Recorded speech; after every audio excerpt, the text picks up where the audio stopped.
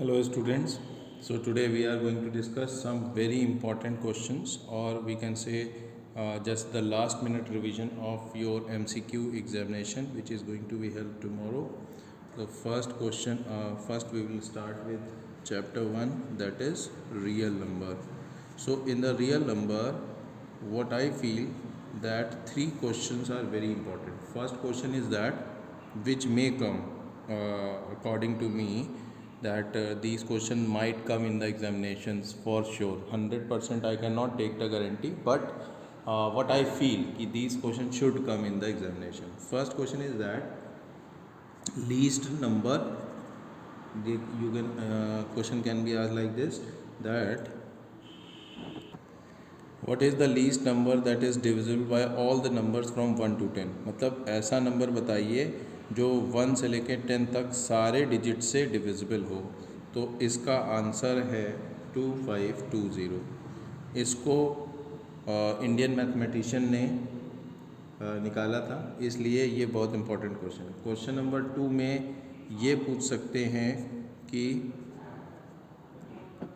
ये क्वेश्चन भी बहुत इंपॉर्टेंट है, हमारे हिसाब से ज़रूर आना चाहिए, कि कोई भी फ्रैक्शन दे देंगे जैसे कि 5/1600, it will terminate after how many decimal places. कितने डेसिमल प्लेसेस के बाद ये टर्मिनेट करेगा.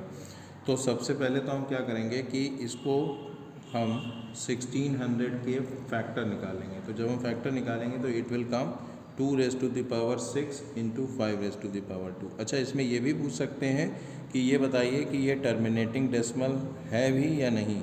तो अगर डिनोमिनेटर में सिर्फ 2 और 5 ही ओनली फैक्टर्स आए, या सिर्फ 2 एज द ओनली फैक्टर आए, या सिर्फ 5 एज द ओनली फैक्टर आए, तो हम कहेंगे कि ये जो फ्रैक्शन है ये हमारा टर्मिनेटिंग डेसिमल है. लेकिन अगर 2 और 5 के अलावा कोई एक भी दूसरा नंबर है, जैसे 17 है, 13 है, 7 है, 3 है, तो हम कहेंगे कि वो टर्मिनेटिंग डेसिमल नहीं है. अच्छा, अब इसको कैसे बताएंगे कि हाउ मेनी डेसिमल प्लेसेस. तो इसमें देखेंगे कि जो हाईएस्ट पावर होगी या तो 2 की हाईएस्ट पावर या 5 की हाईएस्ट पावर. तो यहाँ आप क्लियरली देख सकते हैं कि the highest power of 2 is 6. पहले तो हम इसको कैंसिल कर देंगे. 5 1 ज़ा 5, 5 1 ज़ा 5, तो 8 को 1/2⁻6 इंटू 5⁻1 है. तो इसमें हम ये कह सकते हैं कि it will terminate after 6 decimal places. Hope ये समझ आ गया होगा आपको. ठीक है. तो एक question, LCM into SCF is equal to product of numbers. Let say A and B are number. Product of numbers is equal to the product of LCM and SCF of these two numbers. इसके ऊपर एक question मेरे हिसाब से ज़रूर मिलेगा, 100% मिलेगा. ठीक है. लगभग सारे मॉडल पेपर में इसका क्वेश्चन दे रखा है. इसमें क्या होगा, इन 4 में से कोई 3 वेरिएबल्स नोन होंगे, चौथा वेरिएबल आपको निकालना होगा. जैसे कि LCM दिया हो, SCF दिया हो और एक नंबर दिया हो, या दोनों नंबर्स दिए हों और LCM दिया हो. ठीक है. या ऐसे भी दे सकते हैं कि इफ़ अगर ये कह रहा है कि दोनों नंबर को प्राइम नंबर्स हैं, तो को प्राइम नंबर्स का मतलब उसका SCF जो होगा वो 1 होगा. ठीक है. तो इस तरह की इन्फॉर्मेशन गिवन हो सकती है.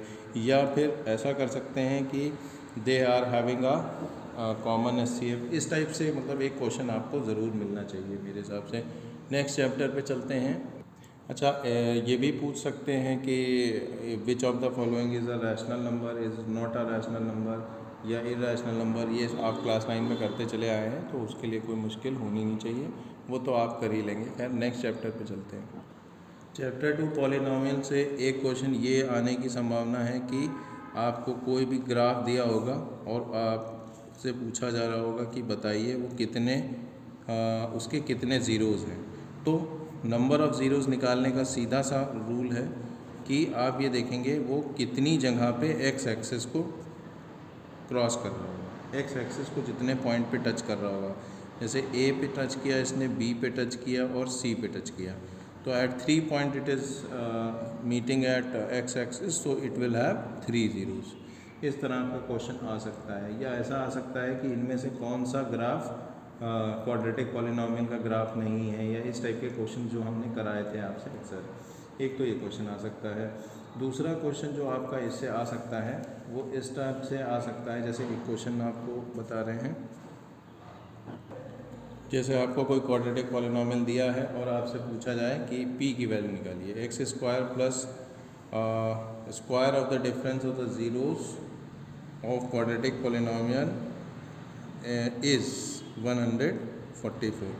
तो लेट्स से कि अल्फ़ा एंड बीटा इसके स्क्वायर्स हैं, तो इनका डिफरेंस का स्क्वायर यानी अल्फ़ा माइनस बीटा इसका डिफरेंस हो गया, इसका जो स्क्वायर है वो आपको 144 गिवन है, ठीक है, और p की वैल्यू पूछी जा रही है।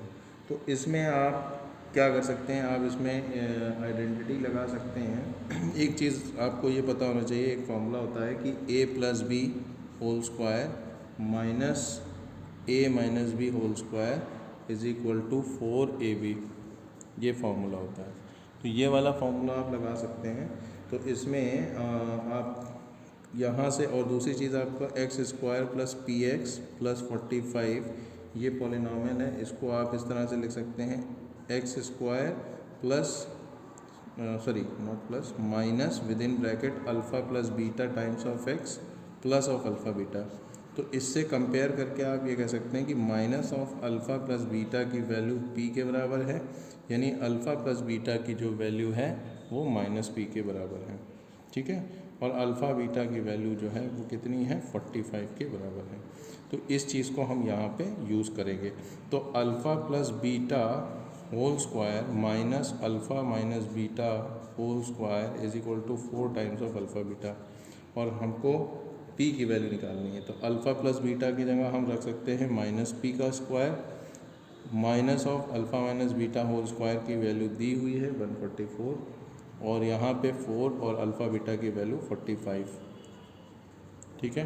तो ये हो जाएगा माइनस ऑफ p का स्क्वायर p स्क्वायर हो जाएगा, और 4 टाइम्स ऑफ 45 180 हो जाएगा, और माइनस 144 इधर जाके प्लस 144 हो जाएगा।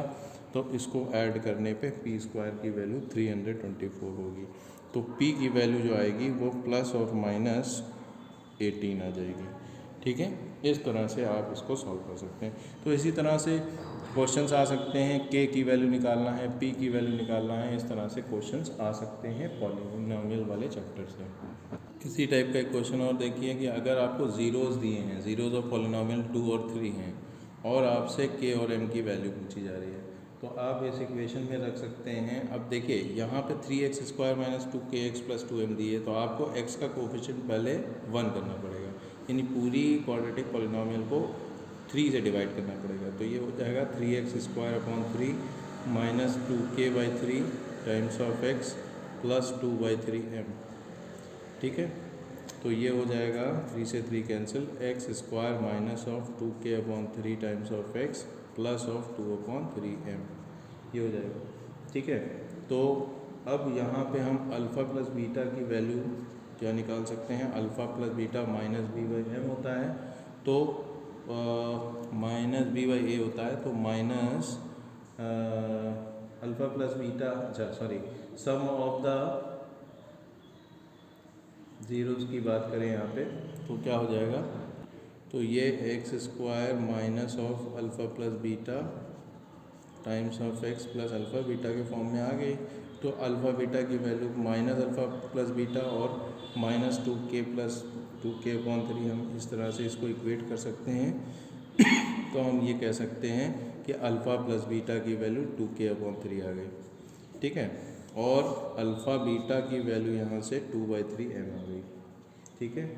ये वाली बातें हो गई। लेकिन अल्फ़ा प्लस बीटा दो ज़ीरोज़ जो हैं इनका सम 2 और 3 दे रखा है, तो हम यहाँ से इसको लिख सकते हैं 2 + 3 इज इक्वल टू 2k/3, यानी कि 5 × 3/2, ये k की वैल्यू हो गई 15/2, ठीक है।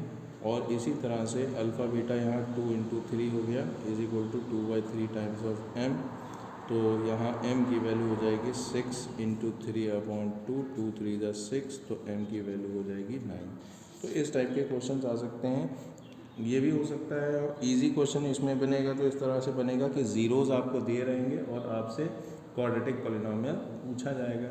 जैसे कि मान लीजिए -3 और 4 दो ज़ीरोज़ दिए हैं और आपसे क्वाड्रेटिक पॉलिनोमियल पूछा जा रहा है, तो आप एक्स स्क्वायर माइनस और with in bracket alpha plus beta of x plus alpha beta में रख देंगे और आपको दोनों वो इक्वेशंस मिल जाएंगी। जैसे कि फॉर एग्जांपल एक क्वेश्चन ले लेते हैं कि मान लेते हैं अल्फ़ा की वैल्यू आपको -3 दी थी और बीटा की वैल्यू आपको +4 दी थी। तो इसमें इक्वेशन अगर आप बनाएंगे तो इस तरह से बनेगी कि x² minus within bracket alpha plus beta, तो अल्फ़ा प्लस बीटा की वैल्यू होगी -3 + 4, तो 4 - 3 1 आ जाएगी। तो इसको आप -1x को हम सीधे सीधे x लिख सकते हैं और अल्फ़ा बीटा की वैल्यू हो जाएगी -3 × 4, तो -3 4 = 12, ठीक है। तो यहाँ पे आप -12 ये आ जाएगी। ऐसा भी हो सकता है कि आपको कि जो 4 ऑप्शंस दिए हैं उनमें x² - x - 12 ऑप्शन में ना मिले, तो हमको क्या करना है उस केस में, हमें ये करना है कि जो हमारे ऑप्शंस हैं उनको ध्यान से देखना है, ठीक है, कि उसमें अगर किसी एक नंबर से डिवाइड करने पे या मल्टीप्लाई करने पे ये वाली चीज़ आ रही है कि नहीं आ रही है। जैसे मान लीजिए ऑप्शन आपका दिया हुआ हो सकता है कि अगर इस पूरी इक्वेशन को 2 से डिवाइड कर दें तो ये क्या बन जाएगी x² माइनस ऑफ x/2 -12/2, यानी ये बन जाएगी x² माइनस x/2 -6।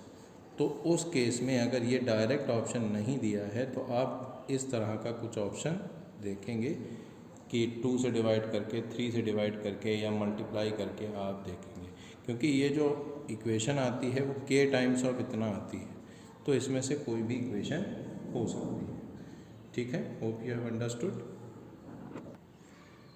इसमें क्वेश्चन आ सकता है, इस टाइप के क्वेश्चन आएंगे कंपेयरिंग रेशियो वाले, जैसे कि ये क्वेश्चन, जैसे इस क्वेश्चन में 2 इक्वेशंस दी हैं और इसमें कह रहा है कि it has a unique solution, तो find the value of k। तो अब यूनिक सोल्यूशन अगर है तो हम क्या इसमें लगा सकते हैं कंपेयरिंग रेशियो, ठीक है। यूनिक सोल्यूशन में आइडेंटिटी लगती है हमारी a1/a2 not equal to b1/b2, ठीक है।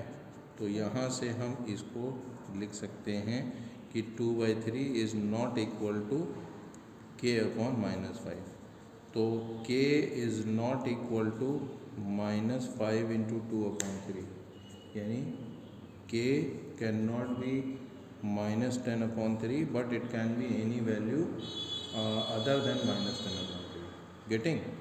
तो इसी तरह से इस क्वेश्चन में दूसरा वेरिएशन ये हो सकता है कि दीज 2 इक्वेशन या कोई भी 2 इक्वेशन दी होंगी और उसमें यूनिक सोल्यूशन की जगह उसने कहा होगा इन्फिनाइटली मेनी सोल्यूशन, तब हम a1/a2 = b1/b2 = c1/c2 लगाएंगे। और अगर ये कह रहा है कि k की वैल्यू निकालिए such that the 2 equation is no solution, तो इन्फिनाइटली मेनी सोल्यूशन हो सकता है, ठीक है। तो इन्फिनाइट सोल्यूशन के लिए रेशियो का कंपैरिजन a1/a2 = b1/b2 = c1/c2 होता है। और अगर कह रहा है नो सोल्यूशन, तो नो सोल्यूशन के लिए होता है a1/a2 = b1/b2 but not equal to c1/c2। तो इनमें से एक क्वेश्चन आने की चांसेस लगभग 99% है कि इनमें से एक क्वेश्चन ज़रूर आना चाहिए, ठीक है। कंपेयरिंग रेशियो से क्वेश्चन ज़रूर आएगा।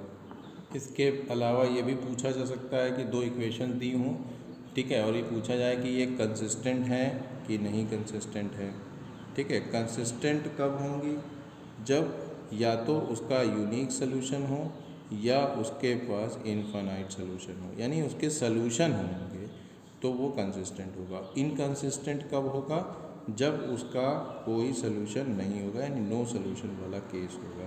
तो ये पूछा जा सकता है कि कंसिस्टेंट है कि नहीं है, यूनिक सोल्यूशन है, ग्राफ कैसा बनेगा, कोइंसिडेंट लाइंस बनेंगी कि पैरेलल लाइंस बनेंगी। तो पैरेलल लाइंस किस केस में बनती हैं, जब इनफाइनाइट सोल्यूशंस होते हैं, तो नो सोल्यूशन होता है तो पैरेलल लाइंस बनती हैं, इनफाइनाइट के केस में कोइंसिडेंट बनती हैं, यूनिक के केस में इंटरसेक्टिंग लाइंस बनती हैं। तो इन सब के ऊपर बेस्ड क्वेश्चन आ सकते हैं, प्लस सब्स्टिट्यूशन, एलिमिनेशन, और ये आपके कोर्स में है तो इसके ऊपर भी क्वेश्चन आ सकते हैं। सब्स्टिट्यूशन और एलिमिनेशन मेथड से a और b की वैल्यू या कोई भी 2 वेरिएबल्स x y की वैल्यू निकालने के लिए आ सकता है। अब चलते हैं अगले चैप्टर पे। कोऑर्डिनेट ज्योमेट्री में एक कंसेप्ट ये पूछते हैं कि जैसे आपको एक कंसेप्ट क्लियर करना होना चाहिए कि अगर if a point lies on x axis, अगर एक्स एक्सिस पे लाई कर रहा है तो उसका जो वाई कोऑर्डिनेट है वो 0 होगा। ठीक है, वाई कोऑर्डिनेट 0 होगा। और अगर लाइज ऑन वाई एक्सिस तो उसका एक्स कोऑर्डिनेट 0 होगा। ठीक है, एक्स कोऑर्डिनेट को एब्सिसा कहते हैं और वाई कोऑर्डिनेट को ऑर्डिनेट कहते हैं। ठीक है, ये कंसेप्ट आपको पता होना चाहिए। इसमें क्वेश्चंस इस टाइप के आते हैं जिसमें आपको मान लीजिए इसमें 2-3 चीज़ें हैं। एक तो ये वाला क्वेश्चन आ सकता है कि पैरेललोग्राम वाला क्वेश्चन आ सकता है। जैसे इसमें ही कहा जाएगा कि ABCD एक पैरेललोग्राम है और ABCD के कोऑर्डिनेट्स गिवन होंगे। आपसे पूछा जाएगा कि एक्स और वाई की वैल्यू निकालिए। तो इसमें अगर ये पैरेललोग्राम है तो इसमें कंसेप्ट ये लगेगा कि diagonals of parallelogram bisect each other. तो अगर डायगोनल्स बाइसेक्ट कर रहे हैं तो O जो होगा वो AC का भी मिड पॉइंट होगा और BD का भी मिड पॉइंट होगा। तो इन दोनों ही केसेस में हम मिड पॉइंट फार्मूला लगाएंगे। इस केस में x1 + x2/2 यानी x + 2/2 ये किसके बराबर होगा? 5 + 4/2 के बराबर होगा। तो यहाँ से हम x की वैल्यू निकाल लेंगे तो x = 5 + 4 9, 9 - 2 = 7। सिमिलरली y के लिए हम ये करेंगे कि y + 7/2 यहाँ से और 4 + 8/2 के बराबर हो जाएगा। ये कैंसिल हो जाएगा तो y = 8 × 4 = 12, 12 - 7 y = 5। तो इस तरह से इसके कोऑर्डिनेट हो जाएंगे 7, 5। क्वेश्चन आ सकता है। मिड पॉइंट थ्योरम का क्वेश्चन आ सकता है। डिस्टेंस फार्मूले में क्वेश्चन आता है कि अगर आपसे कहा जा रहा है कि A और B 2 पॉइंट हैं, ठीक है, और C पॉइंट इनका इक्वी डिस्टेंट है। तो इक्वी डिस्टेंट में एक चीज़ का ध्यान रखिएगा कि ऐसा ज़रूरी नहीं है कि पॉइंट C हमेशा कोलिनियर हो। ऐसा भी हो सकता है कि ये नॉन कोलिनियर पॉइंट्स हों। तो नॉन कोलिनियर पॉइंट के केस में हमें क्या ध्यान रखना है कि हमारा AC = BC हो जाएगा। यानी डिस्टेंस फार्मूला लगाएगा √(x2 - x1) का whole square plus y2 - y1 का whole square.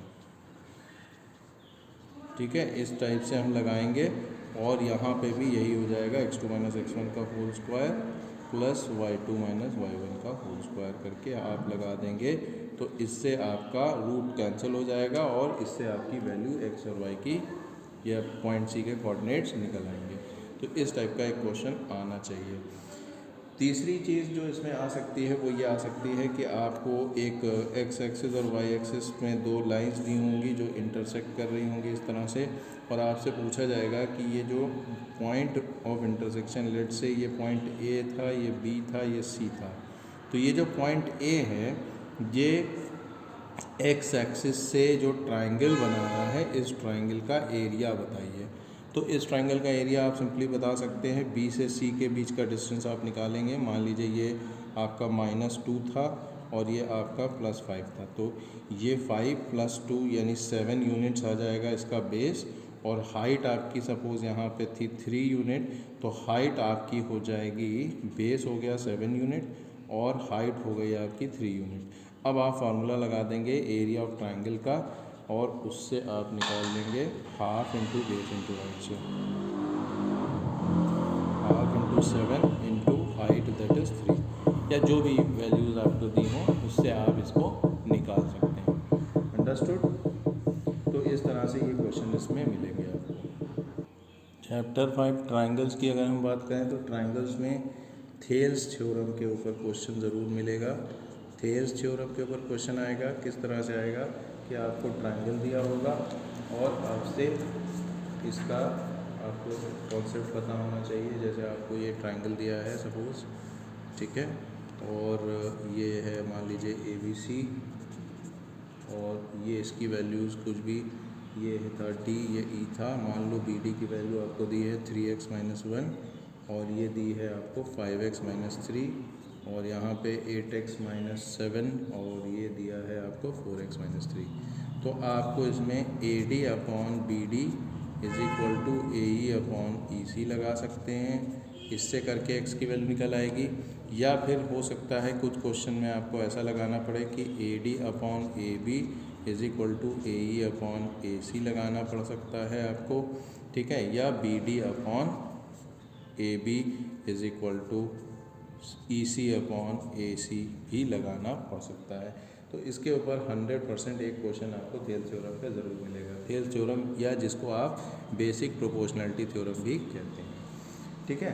Plus Pythagoras theorem पे क्वेश्चन आएगा। पाइथागोरस थ्योरम आपको आता ही है तो वो आप अप्लाई कर सकते हैं, उसमें ये क्वेश्चन आपको मिलेगा ज़रूर। इसके अलावा आपका सिमिलैरिटी पे मिलेगा, सिमिलैरिटी ऑफ ट्राइंगल्स पे मिलेगा। सिमिलैरिटी ऑफ ट्राइंगल्स में आपको 2-3 चीज़ें क्वेश्चन मिलेगा, जैसे कि जो area of triangle, two similar triangle, let's say triangle A B C upon area of triangle P Q R जो है वो किसी भी side, let's say A B और पी क्यू 2 साइड्स थी, ठीक है।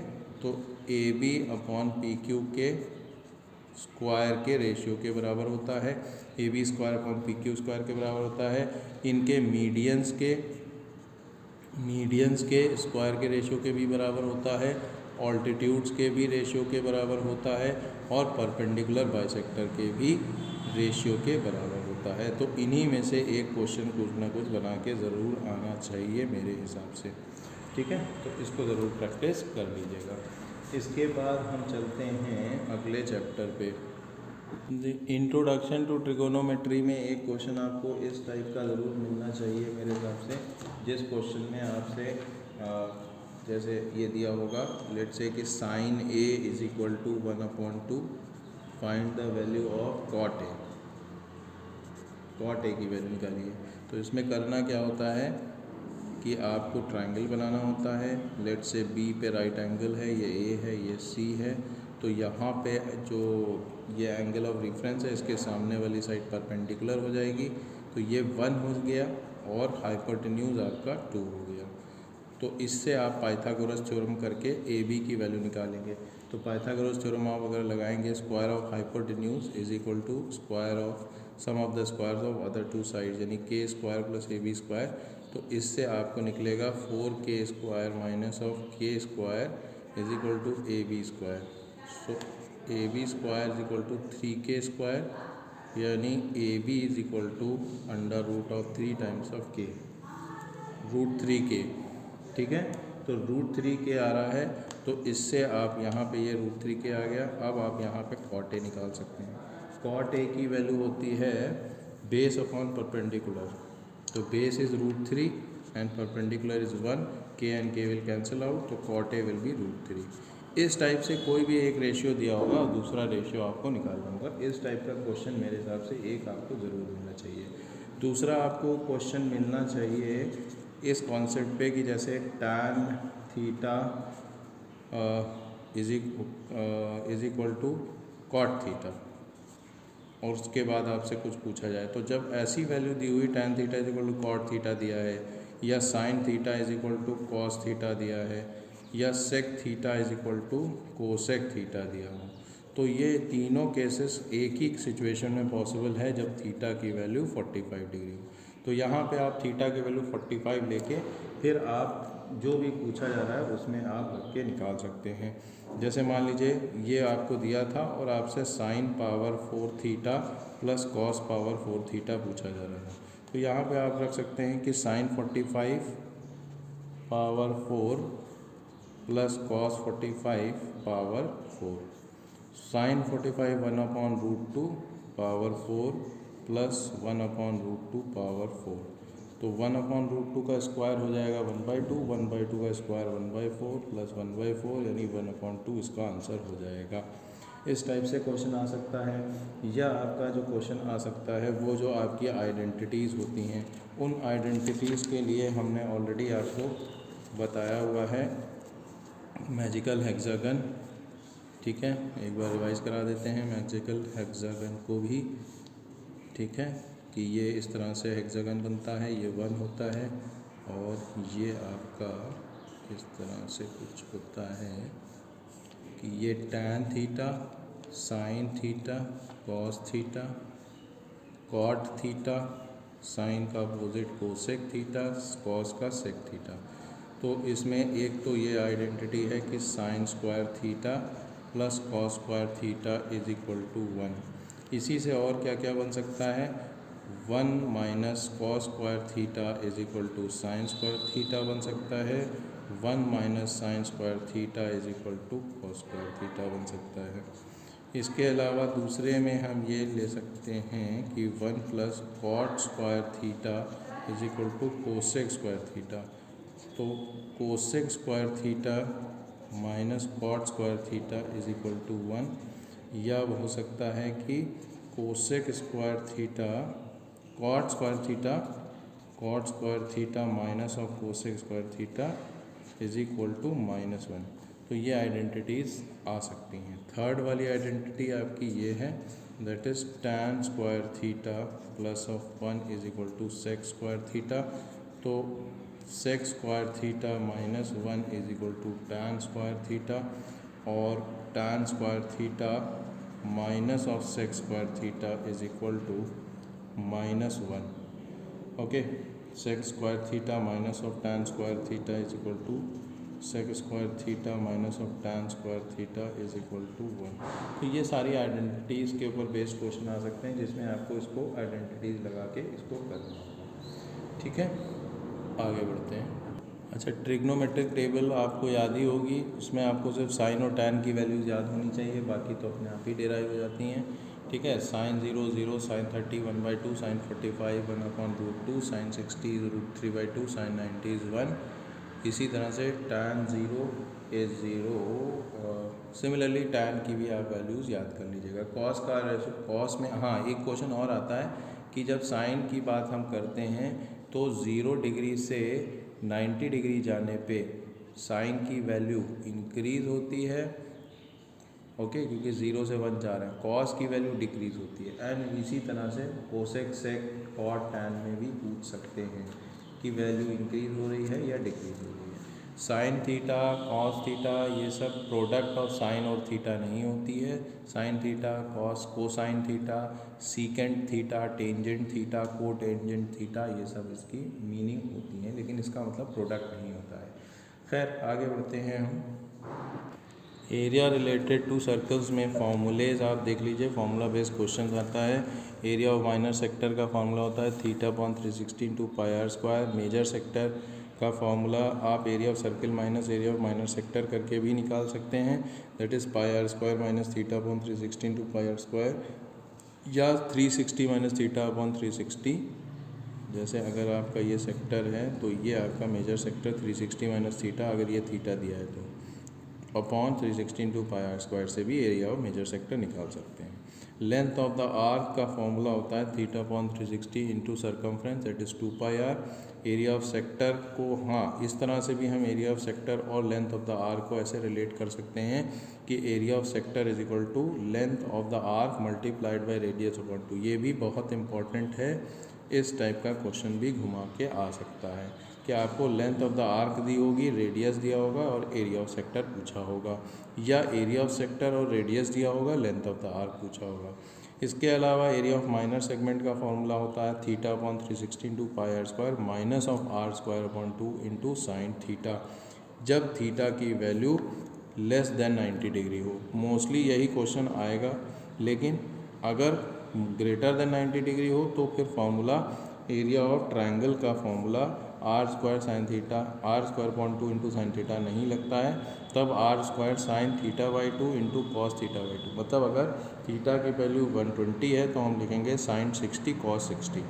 यहाँ पे थीटा की वैल्यू अगर 60 है तो 60 ही रहेगी। ठीक है, तो area of segment is area of sector minus area of triangle. इसके अलावा ये भी पूछ सकते हैं, एक चीज़ का बहुत ध्यान रखना है आपको कि अगर पेरीमीटर पूछा गया है तो आप लेंथ ऑफ द आर्क में 2 टाइम्स रेडियस ज़रूर ऐड करेंगे। Perimeter is length of the arc plus of radius plus of radius plus of diameter भी आप कह सकते हैं। ठीक है, एरिया ऑफ मेजर सेगमेंट अगर निकालना है तो एरिया ऑफ सर्कल में से area of minor segment minus करके निकाल सकते हैं। इसी तरह से अगर पेरीमीटर ऑफ माइनर सेगमेंट पूछा गया है तो फिर क्या होगा, लेंथ ऑफ द आर्क हो जाएगा plus base of the triangle. तो बेस ऑफ द ट्राइंगल कैसे निकलती है, आप ये देख सकते हैं कि अगर ये थीटा है पूरा एंगल ऑफ सेंट्रल एंगल, तो अगर यहाँ से एक परपेंडिकुलर ड्रॉ किया जा रहा है तो ये हमारा आइसोसेलेस ट्राइंगल बन रहा है। तो आइसोसेलेस ट्राइंगल बन रहा है तो इसका जो परपेंडिकुलर है ये बेस को दो इक्वल पार्ट में डिवाइड करेगा, इसलिए हम ये कह सकते हैं कि ये एंगल बाइसेक्टर भी होगा, तो ये θ/2 हो जाएगा। और अगर ये पूरा डिस्टेंस d है तो ये d/2 हो जाएगा। तो यहाँ पे sin θ/2 का हम फॉर्मूला लगाएंगे d/2 इंटू रेडियस, क्योंकि हाइपोटेन्यूज जो है वो रेडियस के बराबर है।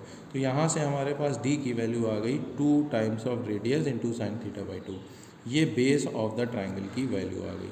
इसको अगर हम लेंथ ऑफ द आर्क में ऐड कर देंगे, that is θ/360 into 2πr plus of 2r sin θ/2, तो हमको मिल जाएगा हमारा पेरीमीटर ऑफ द सेगमेंट। ठीक है, तो यही सब इसमें आएगा। इन फॉर्मूला बेस्ड क्वेश्चन आएंगे, आपको ये सारे फॉर्मूलेस पता होना चाहिए जिससे आप ये लगाएंगे। Last but not the least, probability में एक तो लीप ईयर वाला क्वेश्चन ज़रूर कर लीजिएगा। जैसे अगर आपसे पूछा जाएगा लीप ईयर है तो लीप ईयर में 366 डेज होते हैं, तो 53 संडे होने के क्या प्रोबेबिलिटी है, ये क्वेश्चन आता है। तो 53 संडे के लिए 2/7 आँख बंद करके कर दीजिएगा। इसी तरह से अगर नॉन लीप ईयर है, नॉन लीप ईयर में पूछा जाए 53 संडे, तो नॉन लीप ईयर में 365 डेज होते हैं, तो उसका 1/7 आएगा। ठीक है, इसके अलावा आपके कार्ड्स वाले क्वेश्चंस आ सकते हैं जिसमें आपसे पूछा जाएगा कि 2 क्वींस आने की क्या प्रोबेबिलिटी है या ब्लैक क्वीन आने की क्या प्रोबेबिलिटी है, इस तरह से पूछ सकते हैं। ठीक है, तो कार्ड्स वाला हो जाएगा। या डाइस वाले क्वेश्चंस आएंगे। डाइस में अगर 1 डाइस करा जा रहा है तो टोटल 6 पॉसिबल आउटकम्स होंगे। 2 डाइस हैं तो क्या हो जाएगा, 6 इंटू 6 हो जाएगा, यानी 36 पॉसिबल आउटकम्स हो जाएंगे। 3 डाइस हैं तो 6 into 6 into 6 and so on. इसी तरह से आपका जो क्वाइन वाले क्वेश्चंस होते हैं, अगर 1 क्वाइन है तो 2 पॉसिबल आउटकम्स, 2 क्वाइंस हैं तो फिर 2 इंटू 2, 3 क्वाइंस हैं तो 2 इंटू 2 इंटू 2, इस तरह से चलता रहेगा ये। ठीक है, तो सिंपली जितने कॉइन्स हैं उतनी बार टोटल पॉसिबल आउटकम को मल्टीप्लाई कर देना है, सिंपली उससे हो जाएगा। अब जैसे इसमें पूछ सकते हैं कि अगर 3 और 4 के बीच में आने की क्या पॉसिबिलिटी है, तब तो 0 इवेंट हो जाएगा, तो उसका प्रोबेबिलिटी 0। प्रोबेबिलिटी, किसी भी इवेंट की प्रोबेबिलिटी कभी भी ग्रेटर देन 1 नहीं हो सकती, can not be greater than 1, ना ही वो लेस देन 0 हो सकती है। हमेशा ये 0 से बड़ी होगी और 1 से छोटी होगी। दूसरी बात यह है कि इसमें इस तरह से क्वेश्चन पूछ सकते हैं कि प्रोबेबिलिटी ऑफ एन इवेंट आपको दिया रहेगा और प्रोबेबिलिटी ऑफ कॉम्प्लीमेंट्री इवेंट पूछा होगा, तो उसका फॉर्मूला ये होता है कि जो भी प्रोबेबिलिटी ऑफ इवेंट दिया है उसमें से 1 में से प्रोबेबिलिटी ऑफ 1 में से उसको माइनस कर दिया। जैसे मान लीजिए आपसे कहा जाए कि हेड आने की प्रोबेबिलिटी है 0.5, तो ये बताइए कि टेल आने की प्रोबेबिलिटी क्या होगी, तो 1 माइनस 0.5 दैट इज़ 0.5। या जो भी कुछ भी किसी भी एक पैकेट में से एक बॉल निकाली जा रही है, ब्लैक बॉल, उसकी प्रोबेबिलिटी मान लीजिए 0.1 है, तो ब्लैक बॉल ना आने की प्रोबेबिलिटी क्या है, तो 1 माइनस 0.1 दैट इज़ 0.9। तो इस टाइप के क्वेश्चंस आपको 100% प्रोबेबिलिटी से भी मिलेंगे। तो that's it for this is just a quick revision. मैं ये नहीं क्लेम कर रहा हूँ कि सिर्फ यही क्वेश्चंस आएंगे, लेकिन मुझे लगता है कि ये वाले क्वेश्चंस CBSE में ज़रूर आएंगे, क्योंकि प्रीवियस ईयर पेपर्स और जो CBSE का पैटर्न है क्वेश्चंस पूछने का, उसके बेसिस पे मैंने ये बात कही है। तो इन क्वेश्चंस को ज़रूर प्रैक्टिस कर लें। बाकी और जो आप कर रहे हैं वो तो करें ही, लेकिन इनको ज़रूर प्रैक्टिस कर लें। That's it. Thank you all of you, and all the best for the exam. Do well.